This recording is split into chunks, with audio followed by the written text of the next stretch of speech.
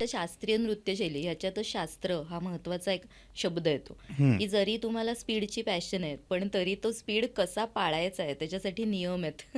नियम व राईट. अटी लागू असं म्हणायला हरकत नाही. त्यामुळे तुम्हाला ते शास्त्र न ब्रेक करता त्या फ्रेममध्येच राहून शिकावं लागतं. पण अर्थात लहान असताना पायाची हाडं नाजूक असतात, त्याचा विचार करून हळूहळू हळूहळू लय साधत साधत छोट्या छोट्या गोष्टी, ग्रेस, मुवमेंट्स, तत्कार, लय, ताल याचं भान जपत जपत त्या प्रवासातनं आपल्याला पुढे जायचं असतं. कोणी असा एकदम वन नाईट स्टार शास्त्रीय नृत्यशैलीत बनूच शकत नाही.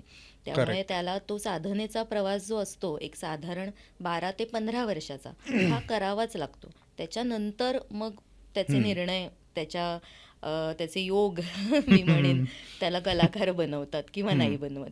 करेक्ट. पण त्यावेळेला सुद्धा हीच पद्धत होती आणि मला असं वाटतं की परंपरा ही शास्त्रीय कुठल्याही कलेमध्ये खूप जपली जाते. त्यामुळे त्यावेळची जी पद्धत होती ती आय थिंक 75% आत्ताही तशीच आहे. आणि अध्यापनशास्त्रामध्ये फारसा कलेच्या फरक पडत नाही.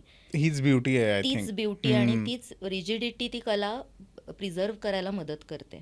ओके. नाहीतर सगळे इन्फ्लुएन्सेस घेत घेत तिचं स्वतःचं काही अस्तित्वच राहणार नाही खरंय. At the end.